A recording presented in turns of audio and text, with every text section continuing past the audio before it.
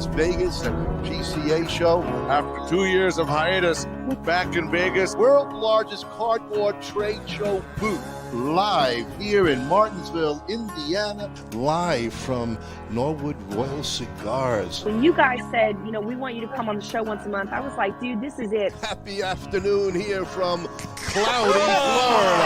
Happy afternoon. Happy afternoon. Presented by Kristoff Cigars, along with Hiram Solomon Cigars, and coming to you live from the Corona Cigar Company studios. Good evening, everyone, and welcome to another hot show tonight, man. We are excited, but we are excited because this is an incredible week for us. We're going to be hitting the road. So not only are you going to get a great show from us tonight, you're going to get a great show on Friday. You're going to get a great show on Saturday. And in between, I know there's going to be a lot of Instagram. So check us out. Stay tuned and welcome. And please share. Hit the share button and let's get everybody. I can tell you this. What? I just flew in from Kentucky, and boy, are my arms tired. There you go. Well, it's fine, but I'm still All right. Anyway, welcome everybody here. Share button. We're going to have a fantastic guest this evening. We're going to have a lot of fun. And the man's been around a long time. So Not to say that he's old. No, he's not old. But in a short, well, he's younger than me, so he's young. That's right. But the knowledge that he's going to bring to you tonight, folks, is going to be amazing. So let's get ready, and we're going to have a lot of fun. But in the meantime, again, it's going to be tonight. It's going to be Friday. It's going to be Saturday. Lots going on. So you'll be able to get a lot of the great cigar and pipe catch show. yourself. I always have to slow down these days because I remember Frank messed up a couple of times. I want to make sure Frank's get it messed correctly. up every week on it, so Well, yeah, it's true. it's fine. It's hard rebranding your name, folks. So when you're so used to your old name, it's hard. You go, you got a new name, you got to change. You got to think first. But anyway, everybody, again, hit the share button for all you newbies out there, and we have a lot of newbies. Who are we? Well, I'm Ronnie Pecorini. This is Kyle Jesso. Good evening, everyone. My older brother, the retired Mr. Bob. How you doing, folks? Tired, Bob. The retired Bob, Yeah. yes. And the one, the only, my cousin, the chooch master himself, Cousin Frank. Hello. You're sticking with that, huh? I like hello. Thank you with that. I mean, it's just like I changed my beginning, and I think he's sticking to it. But, He just won't let it go. No. I won't let that go. I'm sorry, guys. Kyle, you got any more Henny Youngman jokes to throw in, or? No, not right now. That was it? Bob, Henny Youngman, how long has Henny Youngman been dead? Kyle doesn't even know who Henny He just Youngman used is. one of his jokes. Comedy guy. He Yeah. he doesn't really know. He doesn't know? Kyle, you know who that is, right? Because they've never had reruns or anything like that. Jesus. Not in Frank's world. Listen, I'm still watching the Martin roast. Whoa, I wish they would bring them back. That would be a fantastic. The early ones, not the later ones. That's they when weren't everybody could smoke on TV. Yeah, There was smoke, none of this drink. nonsense. They could drink. on TV. I mean, And no one was offended by all the jokes. Right. That's when this country had a sense of humor. We try to keep the sense of humor in there. We do. We throw it in there. If Bruce Clark is keeping us, take my wife, just by the way, Bruce yelled at us. He's, I don't know if you guys noticed. He was like, "Let's go! It's 7:30. Let's go, guys!" I mean, It's Bruce fine. keeps I mean, the Earthlings going. we had a mishap with our countdown. It wasn't working, so we got to talking. Sorry, Bruce. I had a little bit of it was a programming error on my part. I had it for November 2nd. So good thing I hit the live button and it actually updated it to tonight. Yeah, but you know what? Bruce wants to see you in his office first thing in the morning about that. I know. It's tough. It's tough with all of these people who are out there watching us who are actually, taking stock as to what we do. They actually are going to be, giving us a report card at the end of the year. They're gonna give us a report card of how we do, or what we do, or how we do it. I know I'm not going home that night. No. I mean, we got people out in Long Island. You know, Chris Eden, Frank is always drinking, trying his Angel's Envy. I mean, everybody's written. Hey, Dan Thomas, how you doing there? Boy, I see you, Dan. That's good. Haven't seen you in a while. That's great. There's a lot of you guys out there. But anyway, Chris is just jealous. He's just jealous. Yeah, he can't wait. But soon he'll be went drinking to just Florida yesterday, and Chris, you're just gonna have to wait, man. You know, but send us a date when you're going down, so we can maybe meet you there. So the great thing about our guest is not only is he knowledgeable in all things cigars, he's a fellow New Jerseyan. There you go. So we have that in common. Who is sitting minutes away from where we used to live. live. That's pretty amazing, and he's in a nice private club there, and he's good. But we're going to get him on here shortly. But as you all know, we always have to take care of business because Bruce is going to get on me soon. Let's get the sponsors going, and when we come back, folks, we're going to have a wonderful guest for you. So stay tuned. Grab your smokes, grab your spirits, sit back, and let's have a hot smoking time. Take it away, Frank. This industry is steeped in family and tradition. You know, there's generational stuff, and I see it over and over, and yet, no, I didn't come from that. Being the outsider looking in, I got to ask all the silly questions, and people were very accepting to want to give me all the right answers. I'm very thankful for those people who kind of allowed me to come in. Now with Alec and Bradley in the business, to have our company become generational, that's pretty cool. Welcome to GTO Dominican Cigars, a boutique cigar company that artfully blends and creates some of the finest handmade puros from the Cibao Valley in the Dominican Republic. We are fourth-generation manufacturers and growers of tobacco with over 140 years of experience, offering a variety of styles, blends, and strengths. Mild, medium plus, and full-bodied. We would truly consider it an honor for you to experience our cigars. Those who know smoke GTO. Before you light your next cigar, be sure to check out Cigar Medics, the makers of the patent-approved humidimeter. The humidimeter is a tool designed to display the relative humidity inside your cigar. With this device, there's no more guessing. Simply insert the probes into the foot or cap of your cigar, and you can instantly know if your cigar is ready to be smoked. Buy now on CigarMedics.com and see site for other cigar accessories. With the humidimeter, you'll know when to hold them and know when to smoke them. Years in the making, the Chief cigar was born, blended, boxed, and released to market on June 26, 2015. This cigar was developed by former fire chief, firefighter, cigar aficionado Ken Dorbecker, and has grown into a signature firehouse cigar line. All engines respond. Including, of course, the Chief, a Nicaraguan Habano blend, Proby, a Connecticut Shade blend, All Hands, a Maduro Mexican San Andreas box press, and the brand new Fire Pole, a beautifully crafted San Andreas Habano barber pole. Join the Chief family and make us part of your humidor. R&A Treasures, out of Tampa Bay, Florida. The last of a legacy. The last of an inventory of Thomas Cristiano in a warehouse where everything is aged and well kept for all your pipe and smoking needs. And we're back. And before we get too far, we have to put this out there because, yes, Ronnie has already had his Ronnieism. It's not Dan Thomas. It's Dan Thompson. Oh, I thought he said Danny Thomas. And forgive me for making that mistake.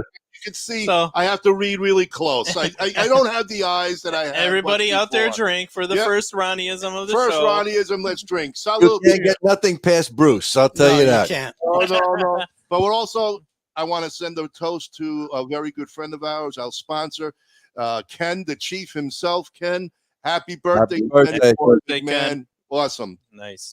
Good guy out there. All right. So It's time. It's time. And I know, Lou. Let's go. I got you. Calm down, Lou. We'll get you there. So, folks, let's welcome the one and only Mr. Nicholas Syris, if I pronounce that right. Or has it got that Greek finish? What's the exact pronunciation? You talked about changing of names. My original, born name was Statitis. Or Syris Tatidis. Wow. Or Syris Tatidis, the American pronunciation of it. And I just basically chopped off 7 of those letters, went by Syris. So it's Nicholas Syris. Nicholas Syris. You call me whatever you want, as long as you call me for dinner. When you had a full name, did you have a place on the corner that used to sell souvlaki? Ironically enough, no, my parents were not involved in the food business. As you know, a lot of Greek immigrants, Absolutely. are diner owners or souvlaki stand guys. In fact, I was born in Greece. My parents brought me over when I was just a wee little lad, and There you go. been living in the U.S. ever since. But no Greece. food in my background. What part of Greece? Pardon me? What part of Greece? I'm from the northern area of Greece, Macedonia, and that's a whole political hotbed, because with the country now known as North Macedonia, but I'm in the northern part. I was actually born in a little town called Neapolis, outside of a bigger town called Kozani in northern Greece. Oh, okay. Nice. All right. Some of my best friends are Greeks. The Mavridis. Mavridis, yes. And I love them. I love the Greek culture. There's no better weddings to go to. If you can make it through a Greek long. It's if you long. can get through that ceremony, you're right. You gotta get through the ceremony. But once you get to the parties are the best. Growing up in a Greek household, I had to go to church every Sunday as long as I was under my father's roof. I couldn't miss a Sunday. And those are the years I wished I was Catholic because, the Mass is 2-3 hours long. So our Sundays were long. Grew up Greek Orthodox. A very good friend of mine was Greek, and the only words that I used to hear from him all the time was "skatanafas." and you want to share with everybody what that means? No, I don't. He's mispronouncing it though, right? No, I'm not. He's actually pretty good. Isn't it fun? It's reversed though. You said it. Skatana. Yeah, either way, but he used to say it the other way. Nafaskata is the way I've always heard it. Well, you could go either way. It's either way. There you go. Yeah, absolutely. I know that tomato. It's the same thing. Anyway, let's get rolling here. My favorite Saganaki, the flaming cheese. Okay, we'll go with that too. Why I love not? that stuff. That's my favorite. So, Nick, tell us, once you're here, when you came as a little lad, yes. How did you get involved with the tobacco industry and your knowledge? And I see you also speak Spanglish. So I do. Yes. Behind you in some way. Yeah. How did that go? Well, I guess I've been an entrepreneur my whole life, and I've always done what I like to do. And the first thing I did was I was into audio video and high tech, and I still am. I'm a tech guy. So I was in the audio video business. And but I always seemed to have this obsession with tobacco. And I don't know why, but I learned not too many years into my life that my parents, my grandparents were all tobacco farmers in northern Greece. Now, mind you, most of the tobacco in Greece is, used for cigarette tobacco, but it is tobacco. I remember spending some summers in Greece and learning there and watching, my cousins and, relatives, sorting the leaves and sewing them and all the great stuff that you do with the tobacco. And so I kind of had a thing. My parents would have never wanted me to be in the cigar business, nor would they have even thought I would even have had a thing for it. But I can tell you from a young lad, as I said, I had this thing with, I never smoked cigarettes, let me say that, But I guess I was a big like Sherlock Holmes fan, so I always had a thing for pipes. And I started smoking a pipe. To tell you a funny story, you guys grew up in Jersey, so you remember the Bradley stores, right? You know, they were kind of like came up. So I distinctively remember I was either in 3rd or 4th grade, and I walked into a Bradley store, and they had a pipe section. And I went in there, and with about $1.50 in my hand, I was able to buy a tamper, a little corncob pipe for 25 cents, and a little bag of tobacco. Went outside, and I wanted to, you know, I guess emulate Sherlock Holmes and try that out. And I smoked a pipe at 9 years of age, and proceeded to get thoroughly sick. And but it didn't steer me wrong. I kept at it. I smoked cigars. I guess my first cigars were probably in college, but I can tell you they weren't, the right cigars because I didn't like them very much. And it wasn't until 1992 I had my business there on 46 in Little Falls, as we were saying before the show. And it was a cigar one of my managers gave me, and I said, wow, I think I get this. And I remember I had my first, what I call my aha moment, and it was 1992. And I remember it distinctively, and I've told this story before, but I'm going to tell it again. I'm the kind of guy that whatever I get into, hobbies become an obsession. So I was smoking these cigars, and I loved them.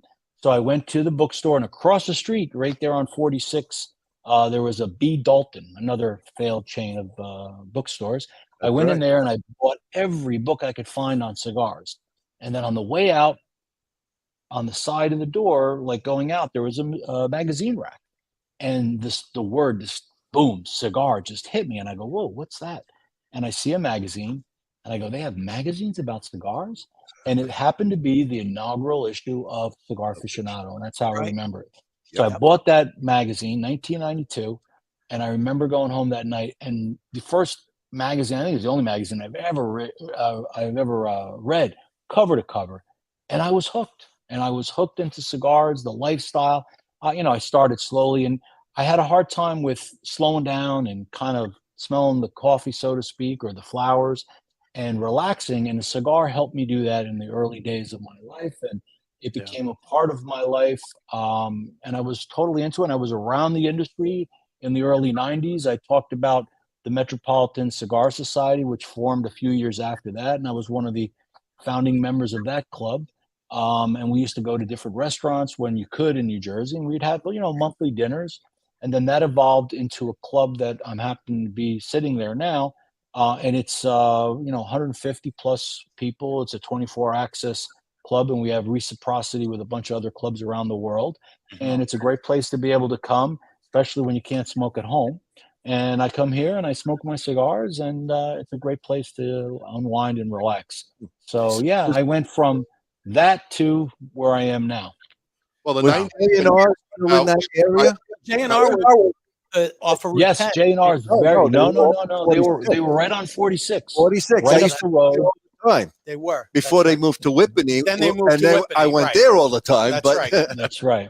Yeah. That's right. I used to buy all my cigars up the road. I would go, from my store was a short ride. I'd go pick up my cigars, and I really enjoyed those 90s. But that was my first passion, as I mentioned, high-end audio and electronics. And from there, I ended up making another passion of mine, which was cigars, a business. How I got into the business side of things is probably the unique side. I mean, everybody here has got their story, and mine, and I'm no different. I have a story, but mine is kind of different in the sense that when I was doing audio video electronics and high-end home theater, and the first client that I met when I was actually in Florida, because I moved to Florida for about 25 years. I'm back in Jersey, but that's another story.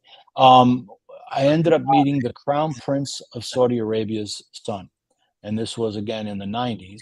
And I just started doing a lot of work over in the Middle East, and we bonded as friends, from totally different cultures.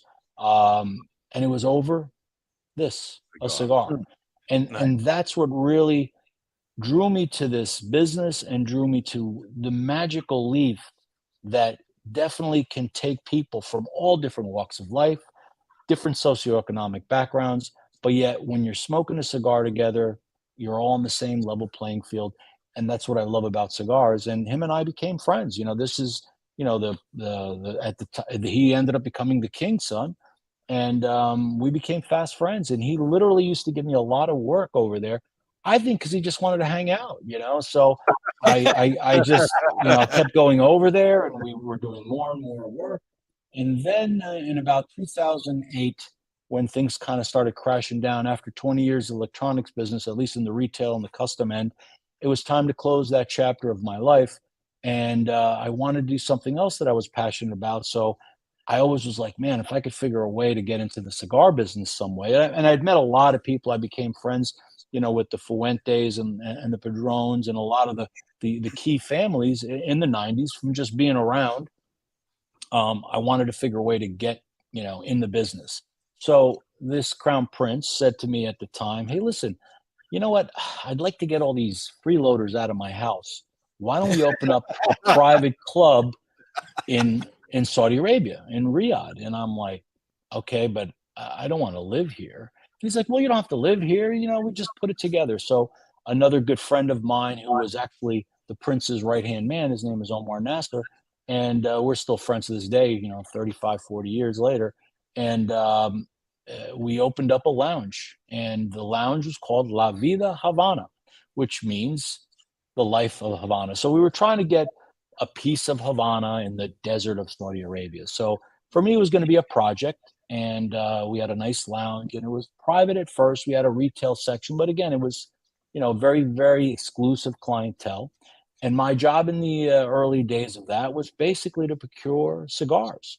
Of course, 99% of them were Cuban, but Right. I was also the first person to bring Fuente into Saudi Arabia, the Padrones into Saudi Arabia, and a lot of other fine folks. So I had the Rocky Patel cigars. I had AJ, San Lotano back in the day, and a bunch of other stuff. And it was difficult to sell any of it because back then, the world's opinion of non-Cuban cigar is now called New World. Right. But back then, anything that wasn't Cuban was considered fake. It Right. wasn't even different. It was fake. You had Cuban cigars and you had fake cigars. Mhm. That eventually evolved to Cuban cigars, and then everything else was lumped into the category of Dominican. If it wasn't Cuban, it was Dominican. Oh, you smoking one of those Dominican cigars? Yeah. And then eventually, of course, we know Nicaragua took a much more precedent and bigger role. And as we know, a lot of cigars come out of Nicaragua, Honduras, and many other countries. But they always referred to them as Dominican, which was still better than calling them fake. Right. But the big change that I've seen, and you have to actually, again, it's based in Cuba, and my life became so intertwined with Cuba. Why so? People say, well, how you're not Middle Eastern, you're not an Arab, you're not a Muslim. How did you get so into the Saudi thing? And I'm like, well, because the cigar. That's what brought me in. And then, of course, I had to figure out a way to get our clients wanted these cigars, and they didn't care really what they cost. They wanted the best cigars, the most exclusive cigars, and they wanted them yesterday. So it became my job very early on to figure out how to get them there. So I started making trips to Cuba and could never get enough. So what I ended up doing is making a non-Cuban blend. And at first, I had to really be coaxed into it because, the biggest, best, master blenders, I couldn't sell their cigars for many years. And I'm like, well, how do you expect me to do it? I mean, and my, became my future, the factory and future partner. He said, Nick, you have a good palate. And more importantly, you know what your clients want. And all my training and background and my mentors and my mentors are, this one in particular, he actually blended all the Trinidads, the Maduro 5 Cohiba, the Bejique line. And, he's in his late 80s and he's a wealth of knowledge. I did actually get to spend a lot of time also with Alejandro Robina. In the early days, I didn't speak much English, but just being around him, his essence was something. I was probably one of the only Americans to go through the Habanos master's course. and I did that. And so all my life, I've been kind of intertwined with Cuba, except, U.S., you can't have Cuban cigars. So I Right. started, but my palate was very Cuban, and I was trying to produce cigars that, these people in Saudi Arabia would smoke, that they would be willing to smoke if there wasn't Cuban. And I think I established it. My cigar started to get known as the bridge cigar. Bridge meaning from the old Cuban stuff to the New World cigars.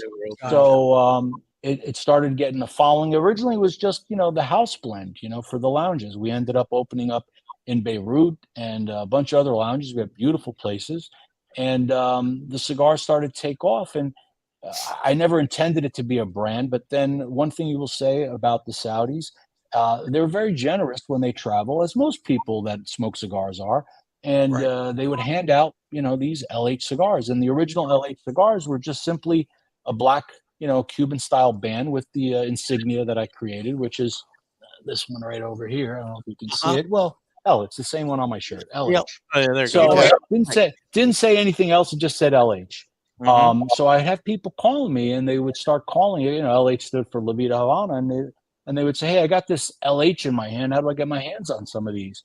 So I'm like, "Oh, sure, I can sell you those." And so I started in different countries, and before you know it, I'm in 9, 10, now 14 different countries. So I became more of an international cigar. And as an American, I always wanted to have my cigars in America. However, the American market is very different than the international market. I honestly didn't want to enter it because being around it for so long, there's only 5,000 different brands out here, and I didn't want to be 5,001. But, with the factory that I partnered with, the quality and the construction of what we make, I knew my cigars had merit and should be in other cigars. And I was growing as a blender, and I've been blending for a number of years. And the difference was, and I had opportunities, and I thought about going to, Abdel Fernandez originally. I knew him before he was AJ, and all these other guys. But I said, you know what? I wanted to put my fingerprint. I wanted to put my signature on it. It would have been easier to have somebody else's name. And you see that's very popular these days. And yes, it would have sold better. But if there is such a thing as talent that I have, my abilities were be able to match a blend to somebody's palate. And that was really originally the private clientele of the La Vida Havana lounges in Saudi Arabia. But so I was able to kind of do that. And I do make blends for a lot of different companies and brands, most of them overseas. But then I brought LH to the US. So the original LH cigars, 3 blends. There's a Claro, which is a Connecticut shade Ecuadorian. There's the Colorado, which is a Habano wrapped medium balanced cigar. And then also the Maduro line, which had a little bit of extra spice and some peppers. And again, all very well fermented. All the tobaccos, 3 to 5 year minimum aged. And those were the 3 lines. I thought marketing wise, you had mild, medium, and full. So, and there was 7 different sizes in those 3 lines, and kind of covered all the bases. And, that's how I started. And the cigar line is good. I think it's good anyway. I like people to try it. They're guaranteed to be great smoking experiences because, everybody's palate is different. But one thing I always told all my retailers is, look, you can be rest assured that you can confidently recommend my cigar to anyone because their smoking experience is going to be a good one. The construction is spot on. The quality is there. And so all it takes is to get people to smoke them. That's the biggest thing. I've never been one, even though, another hat that I wore, and I was talking with Ronnie, I did a lot of media stuff. I had a radio show with the Smooth Draws radio show that was based out of Atlanta on ESPN radio. And I did that for a number of years because that's another way of getting out. My love in cigars, okay, I love talking about it, and I'll go on any show talking, but I don't look for shows. I kind of like, if somebody wants me to be on the show, I'd love to, but I guess I'm not a really good self-promoter. But I love talking about it, and being on the shows gets the message across, and I'll be happy to do that. But blending them myself, the problem I have is it's kind of my handiwork. It's kind of got my signature on it. So not to try to call myself an artist or this creative person, but they are my creations. So for me to try to say, hey, smoke my stuff, it's great. I just have a hard time saying that. You know, it's like, look, I want you to tell me whether you like it or not. Yeah. But for me to say that, I don't know. You know, that's just not the way I'm built. I love the way kind of you frame this as where you really got your kind of your teeth into this was creating blends for a client base. What did you experience there in Saudi Arabia? What were the palates like that said to you, you know what, I can blend to those palates, and then being able to say, okay, here I can produce this and try this. Like, you know, it's one thing to get that understanding, talking to folks, but it's another thing to go into the lab, so to speak, and actually produce the cigar and then hand it to someone and say, what do you think? You know, that's a large leap. Well, I was going to ask you, well, where did you learn to blend? And Well, he how gave did a that little- come about? well, he I gave a know, little but I mean, well- the actual blending itself, how did you do that? Only by practice. You know, I went through the blending school in Cuba, Right. and the mentors that I've had, and of course, you know, many different people along the way. But you learn by doing. You Right. learn the particular tastes of the different tobaccos, and basically, you know, I'm a student of this leaf. I love everything there is to know about it. I constantly am learning and educating. There's so much that goes into the cigar process, and you talk about what are the key factors. You know, you're talking about body. When you're blending a cigar, you're going about body, flavor, and strength. You know, body. A lot of people, they're not sure when somebody says what is the body. Well, you know, the body's the weight, the texture. Yeah. You know, the feel that a tobacco has. You know, on the palate, and of course on the nasal mucuses. Now, I think of it as like the impact that's perceived on your palate and your nose, and these sensations that are produced in the mouth and the nose can be either more or less prominent, representing whether it's fuller or lighter body. But then on the contrary, you have strength. And a lot of people, you know, don't understand the difference between body and strength. Now, strength is the distinctive taste of a cigar when it's smoked. The cigar's flavor can be discussed in pretty much two forms, you know, distinctive taste, and of course, then the magnitude. You know, one's internal biochemical receptors, you know, to the components of a cigar, especially the active chemical compounds like, you know, the nicotine and the other chemicals that cause these psychological effects that can be sweating or, you know, respiratory changes, increased heart rate. Now, that's what's going to happen with the nicotine, but that's how you feel the strength of a tobacco. But a lot of times, strength doesn't necessarily have to mean harshness. A lot of cigars that people give me, oh, this is a strong cigar, and I'll, you know, and I don't ever try to put anybody's cigar down, because what I may totally not like, somebody else likes. I've had people giving me totally under fermented and really raw tobacco that the next day you get that in the back of your throat. But you know what? Some people tend to like that. But you know, there's a lot of factors. But ideally, the best thing we can try, and the thing that I go for is flavor. You know, so what's flavor? You know, flavor. You know, the working definition of flavor, you know, in the context of what we're talking about is, you know, the distinctive taste of a cigar when it's smoked. A cigar's flavor can be discussed really two forms: the distinctive taste again, and the magnitude of it.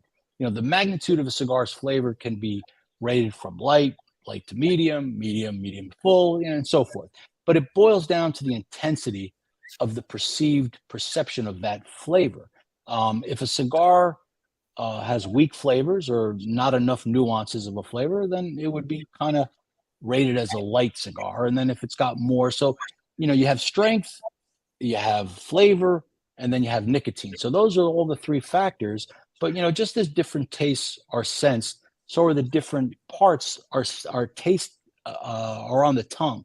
So the different smells and the textures and all these things that are distinguished by the different areas through the nasal, you know, passages. And there's about, you know, 1,000 different types of nasal receptors, you know, proteins, which are sensitive for some people less sensitive. and that'll give you your different odors or aromas. And that's basically it. You're basically going to the taste receptors in the mouth, which pick up, the basics. And, you guys have all seen, the chart where it's got the 4 types of tastes, like the sweetness, the salty, the bitter, these are the descriptors, and you get bitter. And that's, again, result of chemical feelings from the tobacco that's influencing these taste receptors, in the tongue. And from there, we know a lot of people know about retrohaling, and you get more of the nuances that way. But a lot of people don't retro, and I think retro. Some people retro every single time. Some people don't retro at all, and I think whatever you're comfortable with is good. But that's when you talk about how to blend. That's basically how I approach it. And when I'm going into a different cigar, you have in mind what you want to accomplish, and then you work towards that goal. For me, which is kind of a little bit of a segue, is I had those 3 blends, and then I wanted to blend a different type of cigar for the U.S. market. And I had this incredible wrapper that I just loved, and the secret to this wrapper was that I was given the seeds in Cuba, and it's from a varietal that wasn't used before. And they use it in some of their limited edition. And I took these seeds and I had them planted. We lease a farm in Ecuador where all our wrappers come from. So I brought it there. And this wrapper just had this certain sweetness that I wasn't able to produce at that point to date. So I loved this wrapper and I wanted to do something special with it. And I met a guy that you guys, I'm sure, know.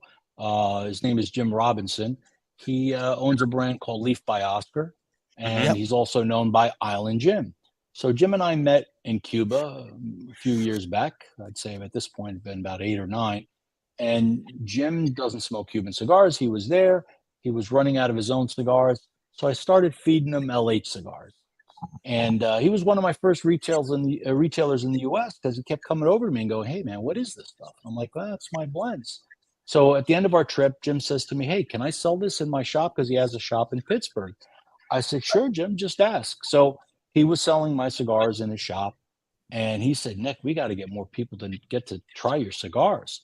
And I'm like, "Well, I'm all ears if you got any ideas." And he said, "Look, I can't make, I use brokers. I can't make my brokers sell your cigars, or wouldn't even begin to." And if anybody knows Jim, that's the last thing he would do.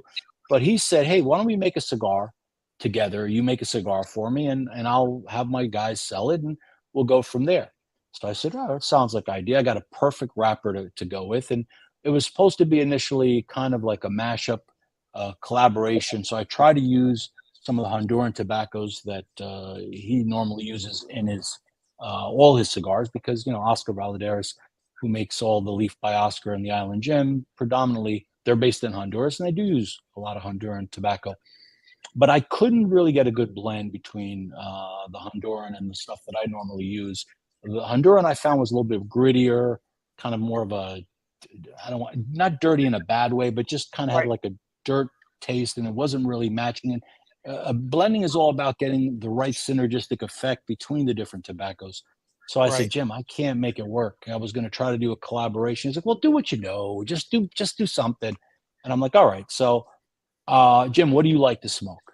And I started seeing what he normally smoked. And I said, "You know what, Jim, I don't know if this will sell, but I guarantee you're going to like this, because that's my talent, is being able to match a cigar to somebody's taste." So I can say that what's very satisfying for me is that I made a cigar, and originally it was going to be called La Vida Isla. So La Vida Havana, the life of Havana, and then he's Island Jim, and in Spanish, Island is Isla.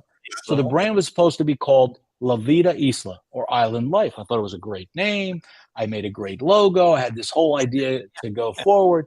But right before we did announce it, and then right before the trade show, we got hit with a cease and desist from a certain smaller brand, which on the La Vida name, which was ridiculous, because La Vida is used all over the place. And, other than having to hire a lawyer and basically tell him, "Go away, you don't have a case." And he did. But in the meantime, Jim said, "Look, Nick, I don't want to wait. Let's just get this thing out there. Whatever we call it, I don't care. Let's just call it the Nick and Jim and just get it out there." And I said, all right. I said, why don't we call it the Nick and Jim PBE for pre-band edition? So my idea was to make an initial run of 20,000 sticks and make it be a cigar that looked, and the shtick, if you will, was that it was going to be the pre-release of the La Vida Isla. So we basically took a white paper band. I went on the internet and found the most crooked, odd-looking typewritten font and typed simply Nick and Jim PBE. We put it on a white paper band. Even the boxes, it was kind of funny, all tongue-in-cheek, where on the box it says, Island Jim logo goes here, LH logo goes here. So it was all made to look like not ready for prime time, so to speak. Yeah. So we released the cigar. It was very well received, and it did very well. And I said, Jim, we're pretty much nearing our end of our run here, ready to go to the La Vida Isla. And Jim said, Nick, it's not broken. Don't fix it. Let's just let it ride.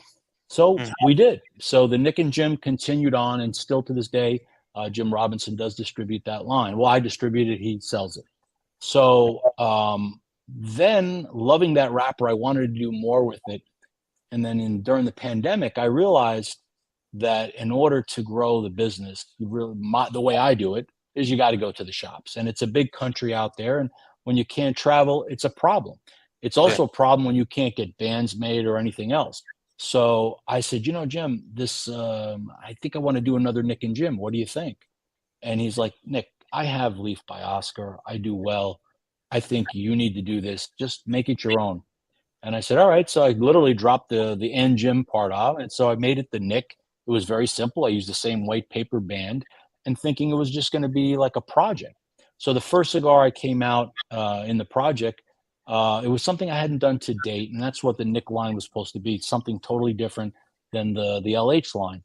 So the first cigar, the first Figurado that I made was basically, it was going to be called the Nick, and people were calling it the Nick. And it was, it's funny because the factory, when I'm walking around, I'm hearing people going, hey, Panzon this and Panzon that. And I'm like, okay, I speak a pretty passable Spanish, but I'd never heard this word, Panzon. I go, what the heck is a Panzon?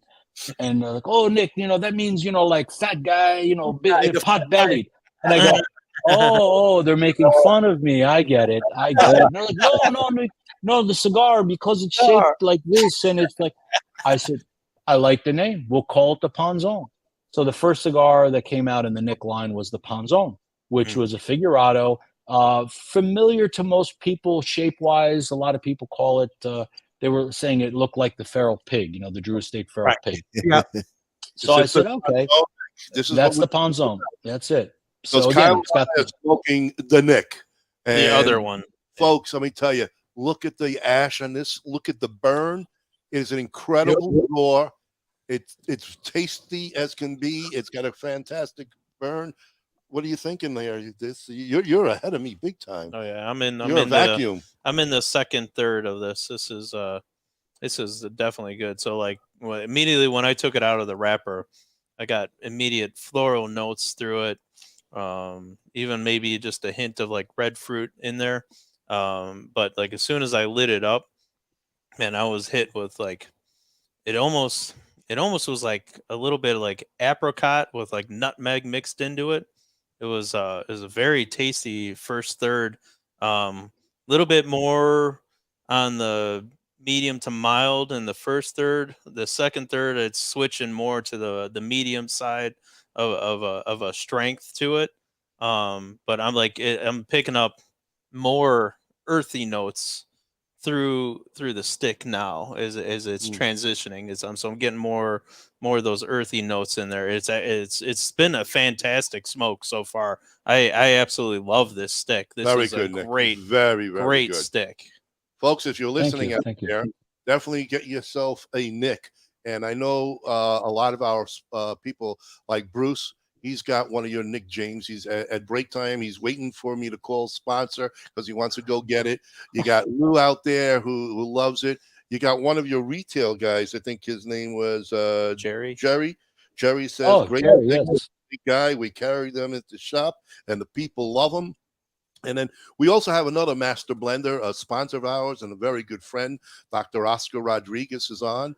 No, not him. I'm just.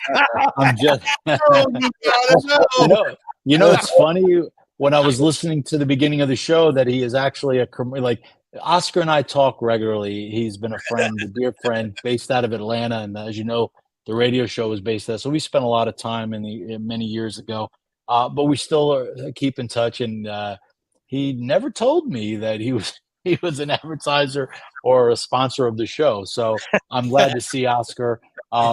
He makes great cigars, and he's an all-around great guy. And we used to refer to him on the show as the hardest working man in the industry. I think everybody works hard. If you want a brand to work, you got to work hard. But you know, Oscar's a full-time doctor. I mean, a real MD. You know, not.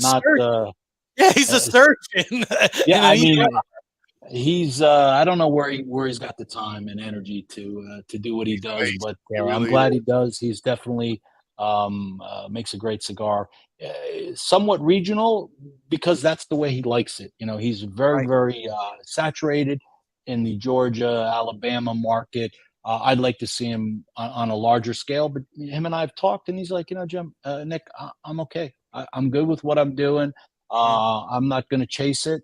And, you know, he just wants to keep his family working in Dominican Republic at the factory, his family's factory that he took in. And, you know, he's online. You can see him. Yeah, he's online, laughing and all of that right now. He's watching intently right now. Oh, okay. All right. So I got to watch what I say.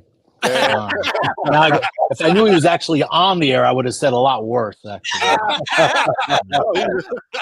No, he's good. We love him. Was that Chris Eden? GTO is a great cigar. It is, Chris. It is. It really is.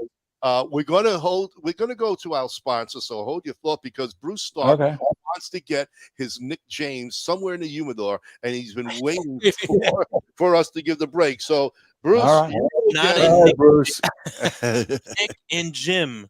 Well, Nick and Jim. Listen, again, call it whatever you want. Pound Zone, Nick and Jim. It's all good. All right, so hold on, folks, and you can keep asking these questions. We've also got pairing questions. What do you like to drink with yours? So we'll come back to all of that. Frank, take it away. Howard G Cigars is a dynamic new cigar brand grown from a love for cigar culture and a respect for the artisanship behind the craft. We are a minority-owned family business based in Orlando, Florida. Our current collection delivers 3 exclusive lines: Black Moses, Magic Stick, All Pro Series, featuring Leon Searcy's signature cigar and Ike Taylor's one-of-a-kind. You got the one-of-a-kind rankings. They got me at 89. I'm cool with that. We are focused on evolving as a dynamic brand and bringing you new flavor-filled blends that you'll enjoy and want to share. Visit our website at www.howardgcigars.com. You can find a full list of our retail partners there too. Thank you for making us part of your humidor. DAV Cigars out of New York.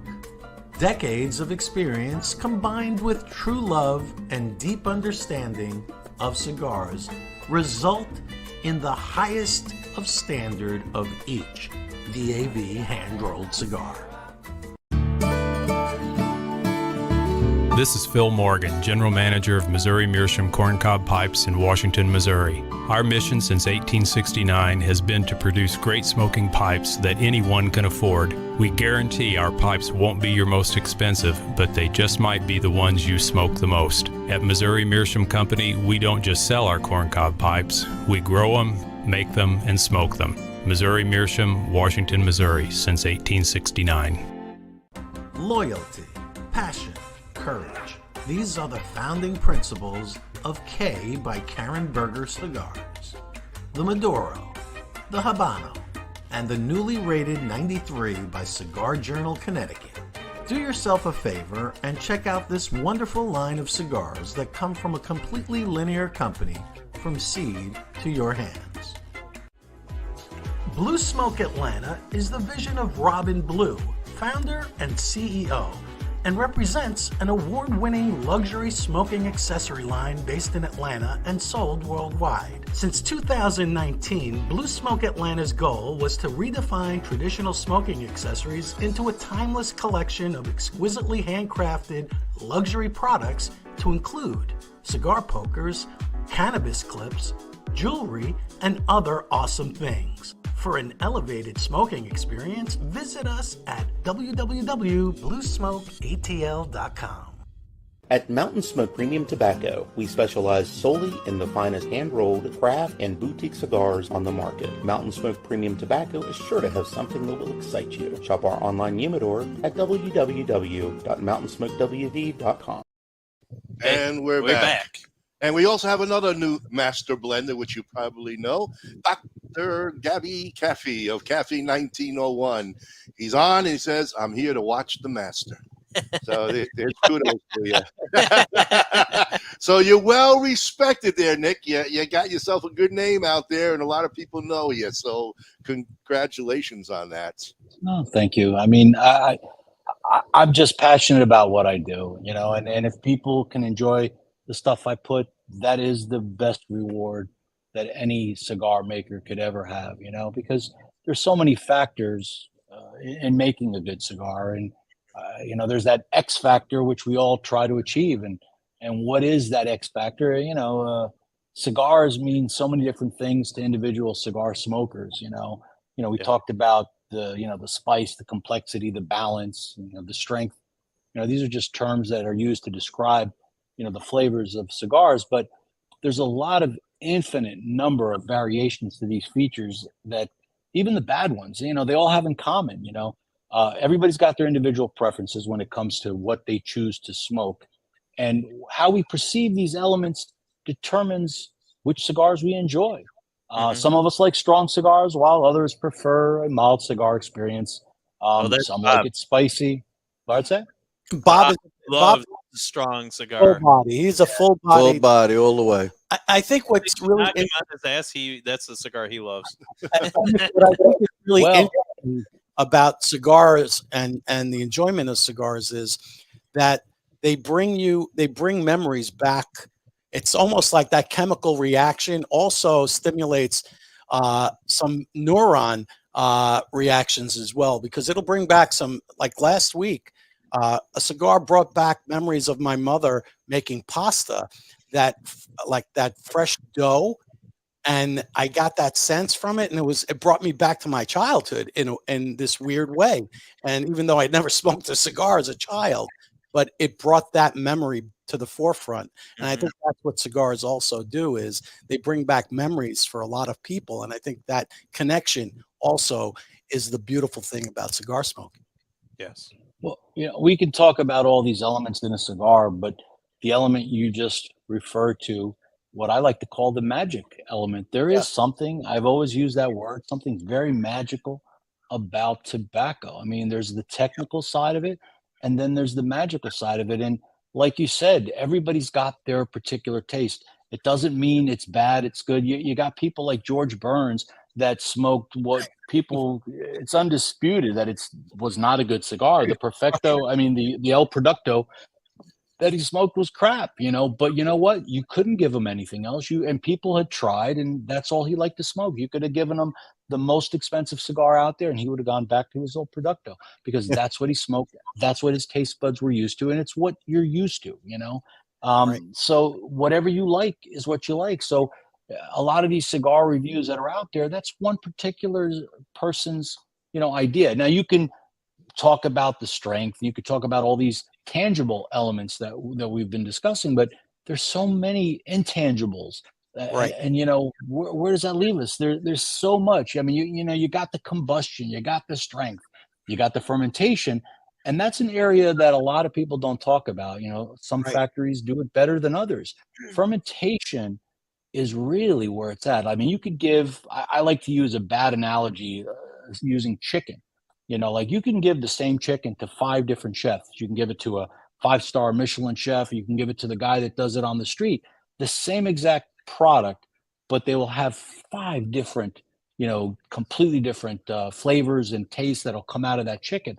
And it's the same with tobacco. You can give the same people the same exact tobacco, yet they'll make different things. And that process is, if we're using that same analogy, is the cooking process, which is the fermentation. Right. It's how you ferment. And some factories, like I said, do it well. Some I don't think. And that's where the difference is. A lot of people go, aren't you afraid of telling people what's in your cigars? And no, I go, because I could give them the same leaves and they'll never be able to produce the same tobacco or the same cigars that I produce, because it's the whole totality of the process that makes a particular brand. And that's why you have certain cigars that have that distinctive, hey, this is a so-and-so, or this is definitely something that this factory makes, because everybody's got their process, their chefs, their cooks that produce it differently. Speaking of that, I don't know how long your show is, but I did want to talk about, I'm actually going off the beaten path with a new cigar. I mean, I started talking about the Nicks, and I did the Panzone. They loved that. As far as the feral pig size, people said, hey, what about making like a flying pig size? And I'm like, okay. So I made a little one, and people were calling it the Little Nick. I named it the Nick Jr. So it's basically a 4.5 version. But again, all my cigars, they smoke very slowly because they're well packed with tobacco, and they just burn right. And then I made the Nick Jr., and then I made a Lonsdale. So now I have a new cigar that I'm going to be releasing to the retailers. I've done some local studies with certain retailers, or key retailers, where I've helped let them kind of pick the next blend. Because what I get from a lot of people is, Nick, do you have something stronger? I mean, I love these cigars, but, do you have something stronger? And for me, strength is, again, a difficult thing to accomplish, in my opinion, correctly, because you don't want to be under fermented. You don't want to be harsh. You don't want to rush the fermentation process. So if you do it right, and to still make it strong, it is going to be a very smooth smoke, but yet it's going to be strong. So I've got a new cigar coming out, and it's going to be called the Nikos. Nikos is, for people that don't know any Greeks, Nick is probably the most common Greek name, or one of them. You got Jimmy and some other ones, but Nick is pretty popular. Yes. And so Nikos is what they call Nicks in Greece. So growing up, my parents called me Nikos. So the Nikos is, and I want to, pay kind of homage to my Greek roots as well. And so I call this one the Nikos, and it's going to be something that's a much stronger version of what I have out right now. And it'll be interesting to see how it's well received. So far, the original, the preliminary reports have been good, and I'm just curious to see how that does as a strong cigar out there for me. So that'll be part of the BCA there, buddy. I mean, we got to get you part of the Boutique Cigar Association. I don't know if you heard about it, but Dr. Gabby Caffey is, and Oscar is part of that. Dr. Gatto. We got a bunch of people that are leading the way with the BCA. And you would fit right in. I mean, obviously you're getting kudos from them, so they respect you. I never said no. All right. Listen, I like being around like-minded people, and anybody that's passionate. That's the element. We talk about this X factor. Well, that's the X factor more than anything, is the passion that goes behind. When you put your blood, sweat, and tears and your passion behind something, it shows, I don't, and I'm not going to say there's anybody out there, nobody comes to mind that doesn't have that passion, because you got to be a little nuts to be in this business anyway. You know what I mean? So you really have to enjoy what you do, because, it's a grind. There's no question about it. It's a grind. So you got to like what you do. But as I told, go ahead. Do you have a projected release date for Nikos? Yeah, next week. Next week. Here we go. So I'll have the first, batch of them coming in next week. So and that'll be go to your website to see where they can pick them up. What retailers do? Yeah, you basically right now, if you go to the LH Cigars.com website and send a message, I can direct you to a retailer in your area, and there's a few other guys that are more. I don't want to say mail order, but there's some people that'll ship to different areas that are retailers as well. It's a big country, and for me, the hardest part of this business that's been, I think for a lot of people, is the sales process. Because there's two ways to really do it so far. I mean, there haven't been any real successful. I'd say Skip Martin's been successful in a different way where he does it on its own. Obviously, Padron, he broke the mold with his, but pretty much everybody else has either in-house guys, and if you can afford to have in-house guys, that's great, but it's tough to be able to pay a salary and have a guy, handle a region. And the only other way is having brokers. And the reality is there's a lot of brokers out there, but there's not a lot of good ones. You know what I mean? When I say good ones, I mean guys that take it seriously. I mean, there's a lot of guys that want to be a part of this industry and they kind of toy around with it, but guys that are really devoted to their craft. And the reality is the really good ones, they have their hands full because there's so many different brands. So in order to get a good broker out there is next to impossible, to get, on there. And then if you do, you become line number 8 or 9 and they're in the repertoire. So do you even get mentioned? I've had that happen. I've had some top brokers that, it's like there's just too big of a bag that they're carrying. So it's a congested field out there. But the good thing is, and I always tell people, look, when I do a lot of events because I love meeting, the people that are smoking my cigars. I love to get the feedback firsthand.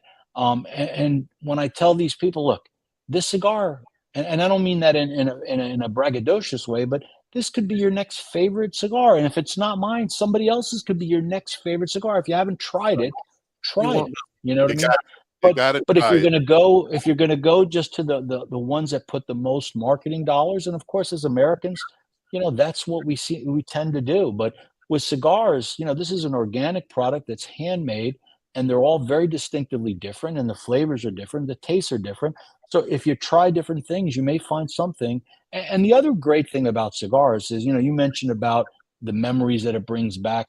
There's so many factors that go into, how are you feeling that day? Did you have a rough day? Did you have a good day? Are you in a good mood? Are you in a shitty mood? Are you, and then again, who are you smoking with?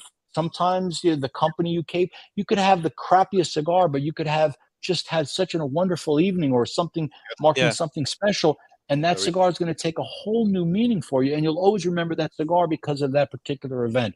So there's so many factors that go into smoking a cigar. The cigar is great. I believe you should smoke what you like, but always try to find something new. I'm always smoking everybody's cigars because I like to know what's out there.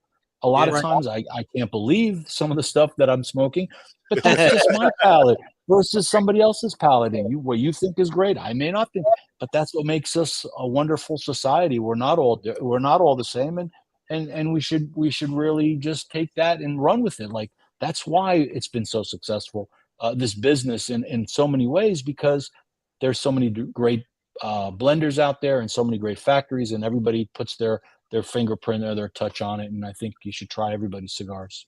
Well, 100%. Frank and I will go into like Corona, which probably has about 1,000 different cigars, and we always try a different one every time we go in. You have to try. Yeah. You have to try them. To be honest, Nick, in the 90s, and they can attest to this, in the 90s through the 2000s, I strictly was a Padron smoker. I basically did not sway from Padron. The reason was when I did stray back in the 90s, the other cigars, they let me down. Either they were poorly constructed or they weren't fermented properly. I just didn't feel like they gave me the experience that I wanted to have, in smoking a cigar. But now with the boutique brands that are out there, there is so much more attention to detail. And I think the science now is that much better because of the blenders. I think the blenders really have perfected their craft. And also even the regions of where the tobacco is being grown. I think there's much more science in the growing process. So you have a much better product now than you did back in the 90s. And not only that, Frank, I think you have a much more educated consumer. And that's true too. And that voice goes back to these people. Right. I mean, people start to pick up on it and say, well, this is not the best cigar or whatever. These voices carry. And I think the growers and the rollers are picking up on that. And, it's like anything else. You want to improve. You always want to make your product better. And people, Have you guys ever heard of the term umami? Yes. Okay, Yeah, so Japanese. umami, I like to use that term as the wow factor, the X factor, whatever you want to call it. Because before, we have, the categories we talked about, the salty, the sweet, the sour, the bitter, but there's a fifth category, and this category of flavor detection was really, I guess you said Japan, because that's where it was originally discovered, and it was even, it was given the word umami, and they even named a hamburger, I think, after, or at least I think they named the hamburger after it. But umami is really less about the word and more about a concept. It just means tasty, and it's really about, it applies to food flavor. But I've taken it from the food flavor, not just me. I mean, I didn't invent this, but make a long story short, a lot of these foodies that use this term umami, you can put that fifth element of taste into cigars.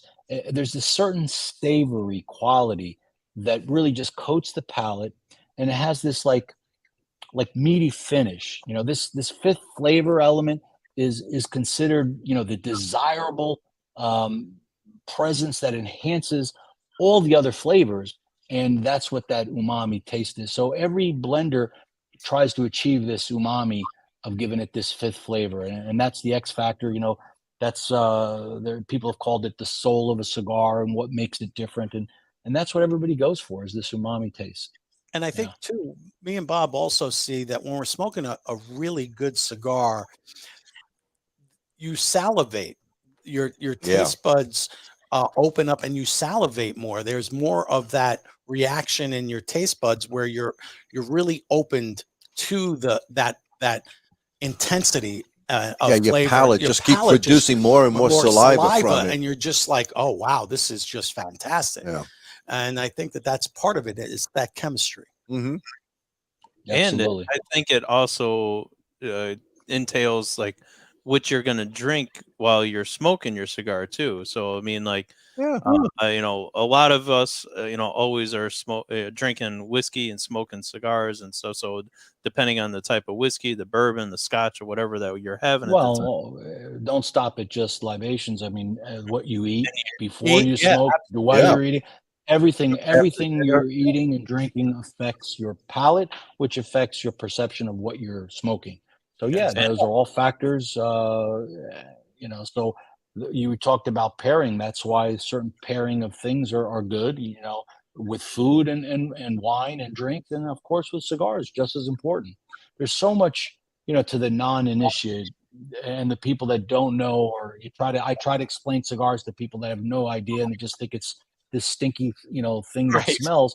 And I say, it has a lot more to do and a lot closer with wine than it does with cigarettes. People are like, oh, no, it's a totally different thing. And once people can understand that, because it seems like a lot more people seem to understand the concept of wines. And I use that analogy a lot. Like, you have wines from France, you have wines from California, the same way you have tobaccos from different regions. And when you're able to make these blends and use these different tobaccos and be able to pair them well and match them, I love, the synergistic effect and that you can get from using these tobaccos from different regions. Even in a puro, like, in Nicaragua, you have three distinct areas of totally different types of tobacco. That's the V, Condega, Jalapa, in just one country. Cuba, less so. There are 5 different growing regions, but there's really one powerhouse that produces, 65% of the tobacco. But again, there's other countries that I think have yet to be discovered. If you guys remember in the early 90s, we were talking about, basically anything that was put out in the 90s sold, because, we were in the original boom, even though now I think we're in the golden age, or the real boom of cigars. Back then, anything being produced was being sold, but they didn't get it. Like, I remember the original Nicaraguan tobacco, the way it was produced, you have to apply. Now, you said key word is science. You can use so much more science to it, because originally they took their concepts and techniques that they were using in Cuba based on that country's, atmosphere and soil and everything. And then they would take that and they went to the Dominican, and then they try to take that to Nicaragua. And you're talking about Nicaragua, which has such a volcanic soil that's so much. I mean, the difference is evident when you go into like a curing barn in Cuba and you get that distinct ammonia, but you go into some in Nicaragua and it'll like knock you down. It's so much different because you know when they're trying to remove all that excess nicotine, there's so much more in the Nicaraguan tobacco. So there's more fermentation that's required. And, you know, now we've gotten better, but in the 90s, they were just trying to use the same techniques and apply it to, you know, different countries. And no, you have to adjust it. So now with the way that the industry has changed and the techniques that are used, I think there are going to be a lot more countries in the future that are going to produce some amazing tobaccos because, you know, tobacco is a weed. It'll grow anywhere. But of course, where it grows is the most important thing. It's the soil. I mean, you know, the conditions, the climate is very important, but, you know, they say Cuba's the natural humidor, but there's so much more that goes into place. It has to stress the plant. You know, you have to have the cold alongside the heat, and that's what makes the tobacco get those nutrients and those flavors. But if you go to a different country that we're not, say, used to, that may become the new. Like right now, we're talking about Nicaragua as that country, and it is, in my opinion as well. But I think in the not too distant future, we're going to come up with some different countries that we're going to slowly evolve. Look what's becoming so popular now with you know, the San Andreas wrapper. I mean, who even thought of San Andreas wrapper years ago? And Brazil has become so great with their peppery and spicy tobacco that they have there, and every country has their own tobacco. Cameroon and Africa. Cameroon's been around forever. Their wrappers have been around, and it's still great. You know, and it's controlled. It's highly controlled, that area. But there'll be new Cameroons, you know, out there. Not that there's anything wrong with Cameroon. But Costa Rica's probably going to be another big player soon. Well, you know, now my factory's in Costa Rica, as you may or may not know. We'll get to that. Okay, all right. Well, Costa Rica. Go ahead. What's that? I was trying to get that in on you. Yeah. All right. Now, Costa Rica is a beautiful country. Everybody tells me how beautiful it is. It's frustrating for me because in the last few years, you can't smoke anywhere in Costa Rica. I mean, obviously, I can smoke in the factory, but it's become Costa Rica tries to be like the U.S. They are so heavily regulated with everything, the taxes, the import taxes, the export taxes. And I've tried to blend with Costa Rican tobacco. Obviously, it's kind of, you know, very available to me. And I've yet to be able to come up personally with a blend that I like. Not that others have not done it successfully, but I just can't seem to do it. It's just such a regulated country, which if I had to go back, would I have picked Costa Rica as my factory? Probably not. But, you know, there's good and bad. The good part I'll talk about, but the bad part is that, you know, everything is so much more expensive in Costa Rica. Not only all the taxation, and they just tax the hell out of you, but even the salaries. You know, the average roller in my factory makes about 5-6 times more than a roller would in Nicaragua or Honduras or Dominican. So that's bad, but it's also kind of good. Well, the good effect of that is, think about it. If you could make 4 times, 5 times more than you do doing the exact same job, wouldn't you do it? So we have the majority of our rollers are Nicaraguans that have like the average age of experience in our factory is 20 plus years, because we can pick and choose. And we do have our own training program, you know, a 9-month training program, because, you know, my partner is Costa Rican and he loves to give back to the community. And so we do incorporate and use a lot of Costa Rican people as well. But the Nicaraguans we have there bring such a wealth of experience. And, you know, when people tell me, oh, Nick, your cigars are so well constructed, and it's like, not to sound like, okay, yeah, I know. But I do know. It's like, if somebody told me there was something wrong with my cigar, that would shock me, because in all the years that I've been doing it, the one thing I can count on is the construction is always spot on.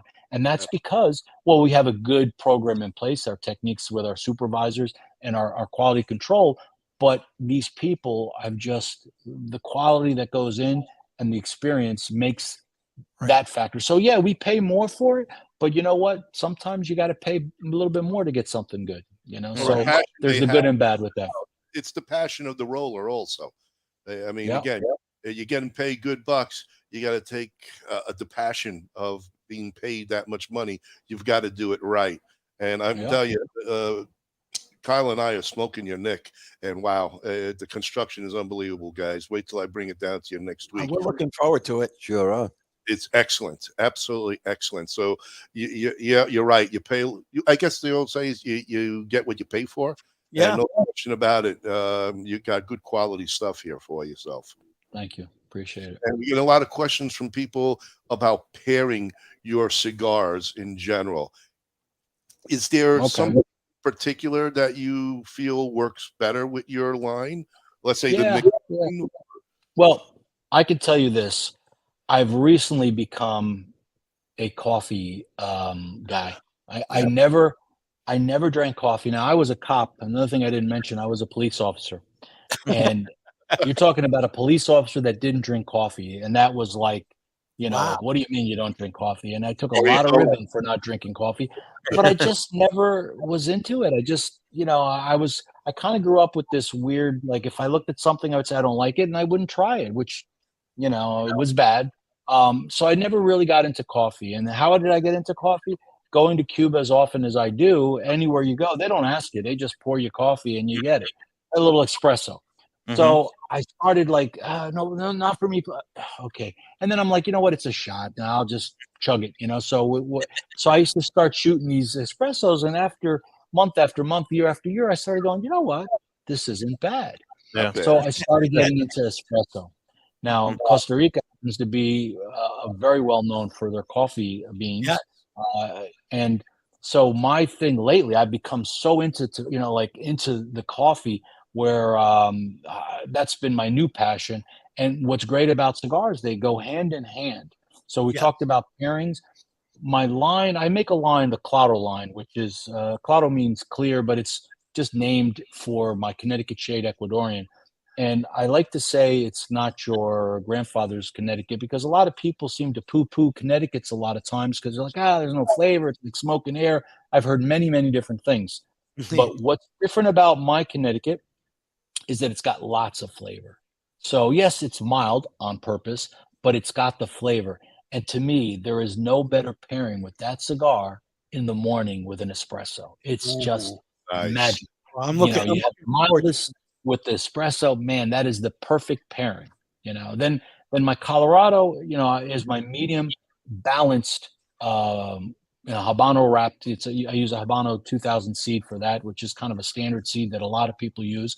And that one is a well balanced on purpose. My Nick line is, I like to say medium plus. Some people say minus, whatever their particular, if you're into strong cigars. But what's great about the Nick line is even if you like mild cigars, you can step up to that and it's not going to knock you off your seat, because it's just got there's a certain sweetness that comes off that wrapper. And that's what I love about it. So, but the Colorado, I can say that, like, if you give it to 10 people, the Colorado and the Nick, 5 people are going to like the Colorado better. 5 people are going to like the Nick better. So it's another medium cigar, but a well-balanced, smooth cigar. And then my Maduro, I use a bit of different things in there, where the Brazilian Ligero that I use gives it a little bit of a spiciness, a slight white pepper too. So you get that slight spice feel, not overly peppery, but again, it gives you that little bit more strength. And then this new Nikos is going to be a lot stronger than all of them, but yet smooth.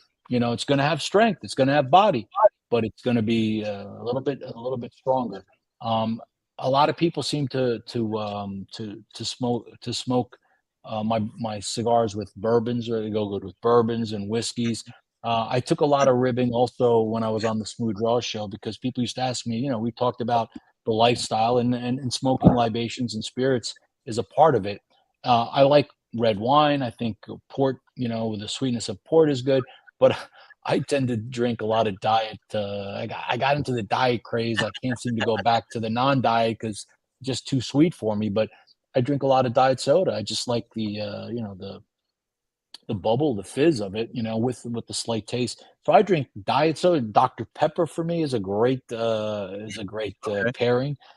So I'm not like the best person to talk about as far as pairing with the spirits. I mean, you can do anything from cognac to bourbons to whiskeys, and a lot of people tend to do it. And once you learn more about that and what that does to your mouth as well, the pairings are good. I've done a lot of co-junction, events with bourbon companies, and they seem to love it with it. So I think bourbon seems to be a popular choice with my cigars. So I encourage people to try them with anything that you like to drink, and you tell me what you like. And I love feedback. I love people. I love to interact, like I said, with the people that love my cigars. And as corny as it may sound, I actually like hearing from people, and I like getting the feedback, good, bad, or indifferent. Like, hey, I love this cigar. This is what I did like about it. This is what I didn't. And it's great because, like I said, there's so many different palates and so many different tastes out there, and that's the beauty of this business. And every cigar factory, brand, blend is different. So there's something for everybody out there. Again, Nick, can you tell the people that are listening how they can get a hold of your cigars again? The best thing I can tell people to get a hold of me, and also to find out where they are. Again, I would encourage you to ask your local retailer, because the best way to get cigars into your local retailer is by going in there and saying, hey, heard about this line, or I've tried this line. If they hear it enough times, they're going to say, it's worth a shot. And what I love about it is if a retailer brings it in, that's all it takes. Now, there's certain shops, and again, not to sound like a jerk, but like I'll go to certain shops and I'll look around and it'll be a huge humidor with 60 million brands. And I'm like, yeah, I'll get lost here. And if there isn't a real tobacconist or somebody there saying, hey, Mr. Customer, you like brand ABC, I got a cigar you should try. Right. You might like this. If that retailer is willing to give that shot with it, they will not be disappointed. When I do events, I bring everybody. I get everybody to take my cigar, and I'll even guarantee it. Say, look, if you don't like it, I'll buy you a cigar that you do like. That's how confident I am that you're going to have a good, positive smoking experience with my cigar, and that's really what it takes. But a lot of retailers, they want to stick to the stand by the big guys, and there's nothing wrong with that because they're just going by the big brand names. Okay, if that's where you fit in, that's fine, and there's plenty of customers out there for it. But for the boutique brands and the people that put their heart and soul and passion behind it, it may be something you'll like because we try harder. I don't know, whatever the phrase is. Giving a win situation by buying it back from them, and it is a win-win. I mean, anyone take that offer is silly. Yeah, and the easiest way, what I kind of marked is, if you remember just LH Cigars, LH Cigars. If you go to Instagram, it's LH Cigars, Twitter, LH Cigars, Facebook, facebook.com/LH Cigars, and the website is LH Cigars. So one of those places, and I personally answer everything that comes through there, or I get back. Now, the one thing I did notice with the website, and I want to tell people, if you're going to leave a note there, you got to leave your email, because it comes to me sometimes with their name, but it doesn't have their email, because it says put your email here, and they'll say, hey, where can I get your cigars? And I'm like, oh man. And it comes to me like WordPress, whatever. So I'm like, shoot, you didn't leave me. And sometimes I'll even go as far as try to look them up on Facebook and find, and hopefully it's something, sometimes I do, I get it, but just put your email or hit me up if you're on Instagram or something like that, because it'll come right to my, as a direct message, and I'll be able to respond to you there. So perfect. I'm accessible. One thing my wife says I make myself a little too accessible, because again, it's not just a business for me. I answer, I'm all hours of the day, night. This is what I do. I live, breathe, and smoke cigars. Well, Franco's going to put your cell phone number up. So it's enough people have it, it's okay. No worries. I won't do that to you, Nick. Don't worry. It's all good. Nick, hold on. We're going to take another break. And when we come back, we're going to get ready for our Smoke the Chooch segment. And I know this is your first time on the show. Frank will get into it with you a little bit, but this gives a chance everybody else to get another stick, especially Bruce, who has already smoked probably yours, and give everybody a chance to grab their spirits and light things up again for you. So hold on a moment, folks, and we're looking at your messages, so we'll get to those questions to Nick here shortly. Frank, take it away. At Norwood Royal Cigars, we have the biggest walk-in humidor in the Midwest.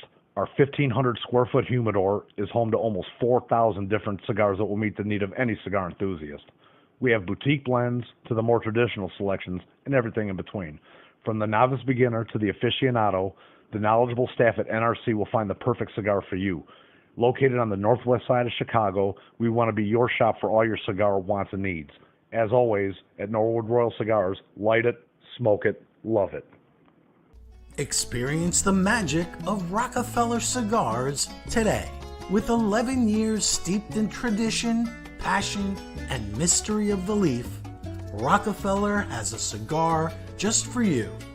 Be like the greatest magicians and make Rockefeller Cigars appear in your lineup with any of our 4 lines.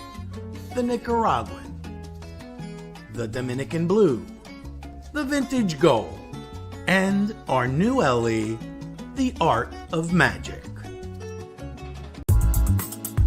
Cigar in the Bottle is 2 palate-pleasing gifts in 1. A specially blended Grand Pommier XS VSOP Cognac is elegantly contained in patented numbered bottles. Winner of back-to-back medals at the LA Spirits Awards, Cigar in the Bottle inventor Forbidden Johnny teams up with Vartan and Hendrik Kellner for this custom-blended Vartan Reserva cigar, well-preserved in a hand-blown glass chamber featuring Boveda 2-way humidification. It all begins at the very first climate-controlled Rodriguez Olivan cigar factory located in the Dominican Republic. Our 2 major brands include Don Olivan, which are boutique cigars suited for that individual who takes great pride in something unique. BAMF is our armed forces cigars designed for that badass mother effer. Not only are you smoking a great premium cigar, a percentage of the proceeds is donated to our heroic men and women in uniform. Wow. And we are back. I'm telling Bob he's slowing down. Wow. I'm done with my Manhattan. Bob Boy, is nursing he beat his. me. I can't believe it. He's You nursing. need a nipple on your drink, Bob? Oh, man. He is. I don't know. He's the birthday boy. Yeah. Oh, wow. Anyway. Yeah. All right. So, Nick, we know we got the new one coming out next week. How often do you plan on putting a new smoke out? I mean, what's your game plan? Or do you have certain times of the year that you look to put a new blend out? Not really. I don't use like a schedule. I just kind of, when I think of something, I do make cigars for different people. I think it's not a secret. I'm making another cigar for Jim Robinson that he did like the Ponzone, the shape of it. So I'm doing another figurado with him that will be coming out in the early part of 2023. That's going to be called the Naughty Hooker. Oh, I like that one. Nice. I can imagine I hope I'm not talking out of school. I don't know if he's promoted it, but having said that, here's Jim. Listen, I can't take anything away from him when it comes to marketing, whether it's by design, the leaf by Oscar. It was really him and Oscar's idea, and Jim has the patent to that leaf that covers it. And what I say is probably the best gimmick ever in a cigar, but a gimmick will only get you so far. It's got to be a good cigar. Right. But the Naughty Hooker, he has a friend that he spends a lot of time in St. Augustine, Florida, and a friend of his has a boat called the Naughty Hooker, Nauti, as in nautical or nautist. And hooker, he's got a hook like a fish hook. Right. So he's like, I want to call this thing the Naughty Hooker. So again, I had to make something that he likes. And what I said, the reason I was so happy with the Nick and Jim is because, Jim's out there a lot. And if you see him, even though his 2 biggest his bread and butter, and the one that makes him all his money, is his Leaf by Oscar and his Island Jim brand. Right, his Island Jim. But if you watch him, and maybe after this, he may change his mind. But if you see him, just watch. The only cigar he smokes is the Nick and Jim. I mean, any time of the day you see any picture that he's in, he might not like me saying this, but it's true. He's always smoking. You can see that white band. He's smoking a Nick and Jim. Now he just likes it. And it makes me it gives me that warm, fuzzy feeling because I know that I blended that cigar with him in mind. And if he doesn't like it, who's going to like it? So he smokes, and he smokes a lot. He smokes probably, I don't know, anywhere from 6 to 10 cigars a day. Right. And he gets really, I can tell you this, when we're in Cuba, he'll bring his stash of Nick and Jims. And I'm like, hey, Jim, can I get one of those Nick and Jims? No, I don't have enough. I only got like 4 or 5 bundles here. Here, have a Leaf by Oscar. Have an Island Jim. And I'm like, well, can I smoke my cigar? No, I got to make sure I got enough for me for the rest of the week. He guards them, and he gets it. And it's the honest truth. He gets all fidgety and nervous if he's down low on his personal inventory. And like I said, Jim, I don't know if you're going to sell any of these, but you'll have enough to smoke yourself. And even if it didn't sell, he would smoke them because he smokes a lot of Nick and Jim. So, and that maybe makes the me Naughty Hooker very will happy. be the next favorite. That could be. That could be. That's why you don't pay per hour, right? No, yes. That's So that's another cigar that'll be coming out of mine soon. I like to produce new cigars and new blends, but I want it to have kind of a purpose. Right. In the first 5 years that I've been out in the U.S., I didn't make new cigars because I'm like, why should I do a new cigar? People didn't really get to experience the other ones. Let them try this first, But I do realize the more you put new stuff, it gives people a reason to revisit the older stuff. So I'm learning some of these tricks of the trade, so to speak. It's become almost to a fault. People are always like, what's new?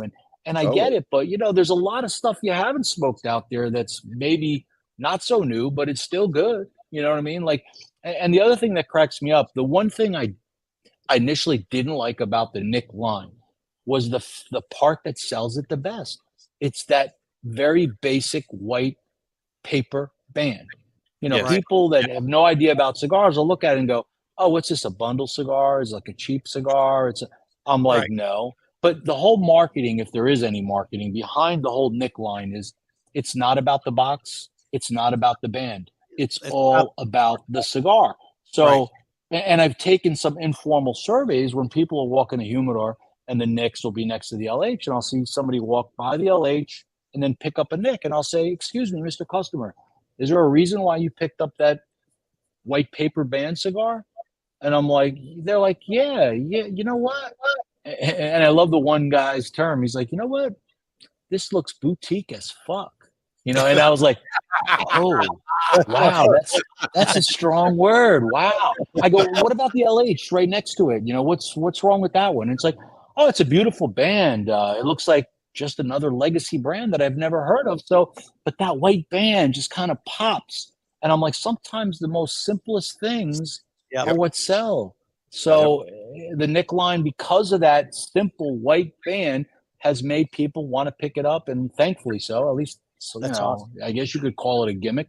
So the Nick line has done very well, and it's gotten a lot of people that go, oh, the guy Nick makes the LH, and then they'll go smoke the LH, and sometimes the LH will be their favorite versus the Nick. But if it wasn't for the Nick, they wouldn't have even smoked the LH to begin with. So, it is what it is. One hand washes the other, for sure. That's it. Nice. Well, it's good. You're rounding out the hour here. Well, during this segment, we call it "Smoke the Chooch." And you being Greek, you probably know. You've been around Italians enough. You know what a chooch is. New Jersey is, like the home of Italians, right? Whether I like it or not, most of my friends in New Jersey are Italians. Just call them Lots of Italians here. Yeah, so I know what a chooch is. Yes, you know what a chooch is. So what I do is I kind of question the guys. Trivia. Usually it's a day in history. ask them questions, make them look like chooches, see if they know the answer. And then we go to the audience and see, it's an audience-based question only. And we usually do like a little giveaway, whether it's a sampler pack or something, a cigar. Maybe it's a cigar that has not been produced yet, but is being, produced next week. Could be like a very just saying. Right. You never know. So if you'd like to be able to donate a little winner for sitting here watching us and learning, why not? Awesome. So I'm going to start with you guys, and I think Nick is a well-versed historian.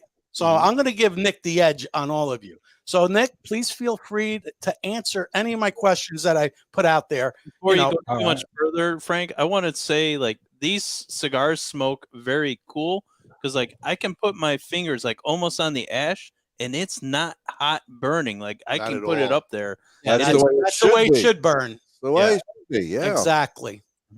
That's called well-constructed. You guys are going to love it when I bring this down. I can't wait to have it with my coffee in the morning. Yes. No, this has been an excellent pairing here. So here's the question about ancient Sparta, right? The first question is, I have to bring my mascot out. Yes.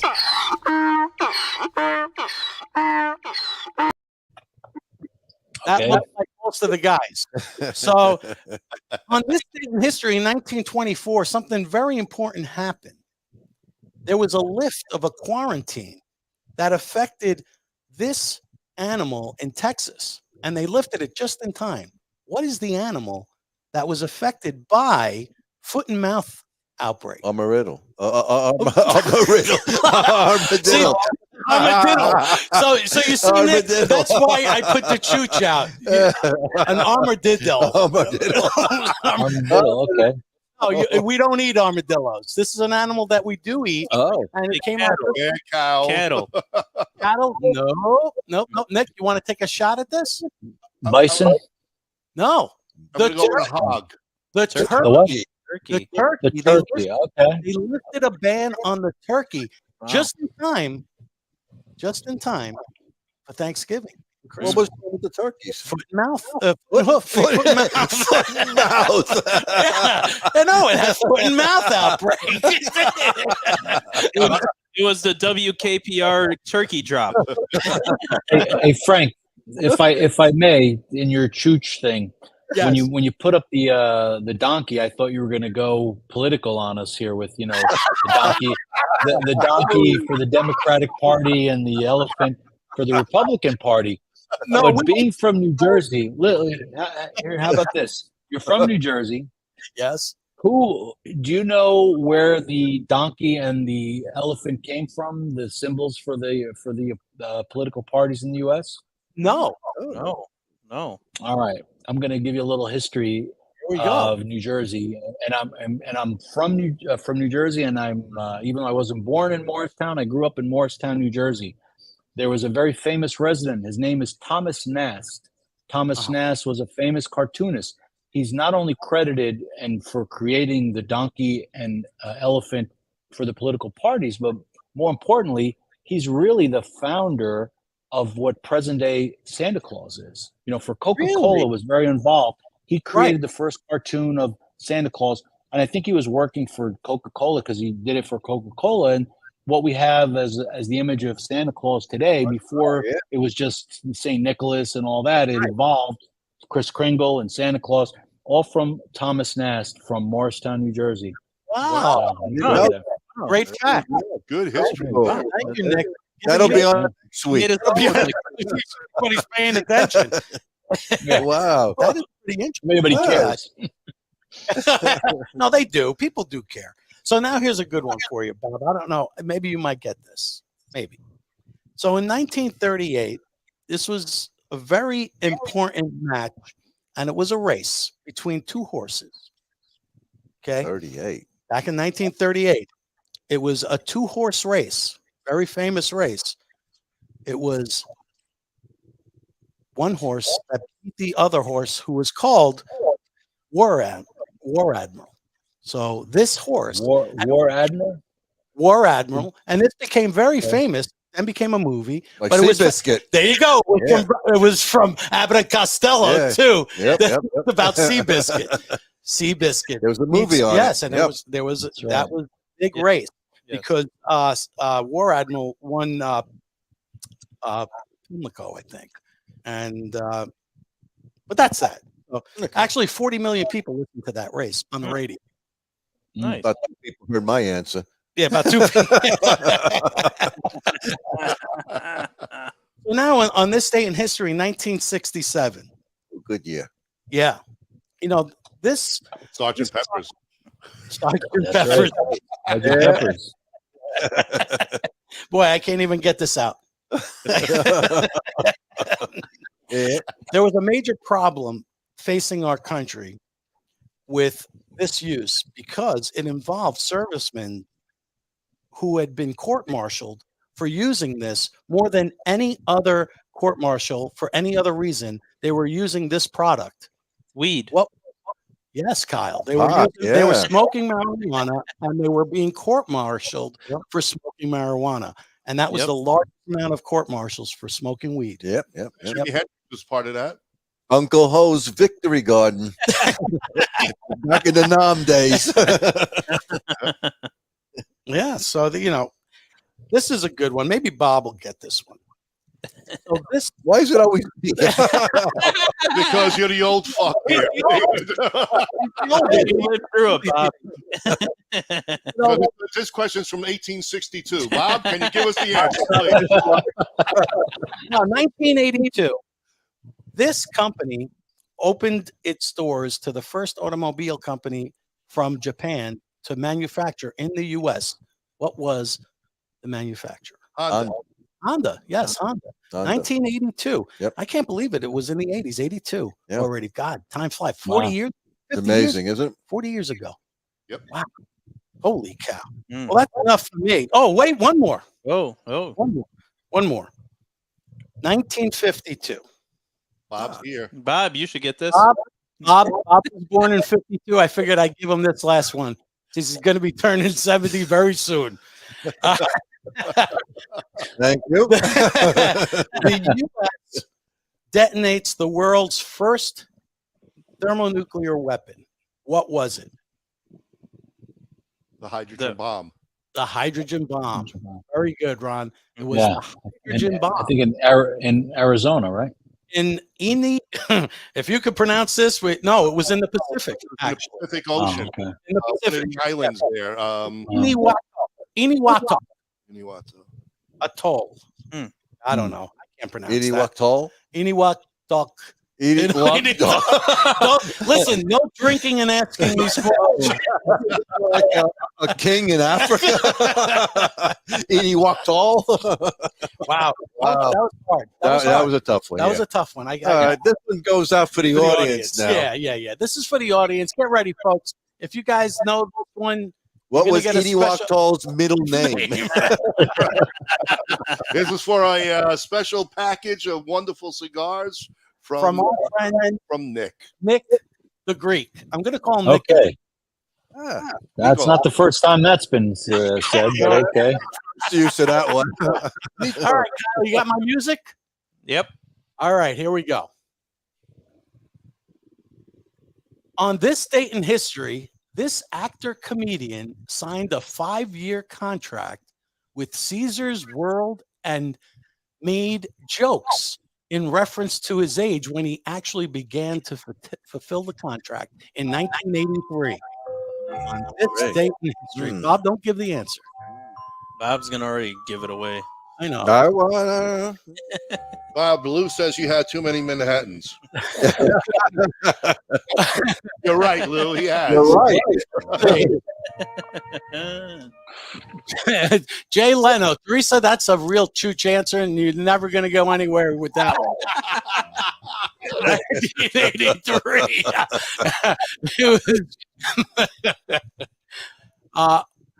Who is this man? Could this be the correct answer, folks? It's not it. It's not. We did mention him in the show already. Okay, yes, we did. We did. And Could it be George Burns? Let me go and see if that is the correct answer. Yes, sir. He made one of them that they actually hired him for a 5-year contract. And he was 90 years old at that point. He was 87. He was 87 when he signed that contract, which is wow, awesome. Congratulations, Chad. Send me the information. He was probably figuring he wouldn't finish that 5-year contract. I know. He did. What do you think, 100? He lived to be 100. Yeah, he lived to be 100. Yeah. Yes, he did. Very good, Chad. Thanks. Definitely. Send that information to us, and we'll get that over to Nick, and you'll get that wonderful package of cigars. Anyway. Absolutely. Well, Nick, we want to thank you. I hope you had a good thank time. You, Nick. We had a great time with you. Great time. Always a pleasure. Thank you Anytime very you're much. on, I'm there. It was a pleasure. And looking forward to your release next week. Yes. All right. Very Sure. good. Anyway, guys, folks, listeners, thank you so much again for all the support. And please stay tuned for our 2 special events coming up on Friday. We're going to be at the J.C. Newman factory. We're going to be actually rolling cigars. We're going to be getting a tour of the factory. So we're going to bring that to you live. And then on Saturday, our Smoke the Chooch, I guess, sponsor, you can say, David Blanco Herf. Starting at, I believe, 1 o'clock, and we'll have all day Saturday for you, bringing up a bunch of guests like we did last year, and a lot of good times. So, again, who knows? Maybe Santa will reappear. Maybe Santa will reappear, and he can get. Maybe Bob could sit on Santa's for his birthday. Whoa, you know, I don't think so. I'll leave that to you. I don't think so, Tim. Thank you so very much, Nick. And thank you for the prize. Thank you again. And Yes. we'll definitely talk to Nico. you soon. And Diganis, as they say, and have a great one. From all of us to all of you, we'll see you on Friday. Have a great one, everyone. Good night, Take care. everyone. Good night. And you can stay after the after party.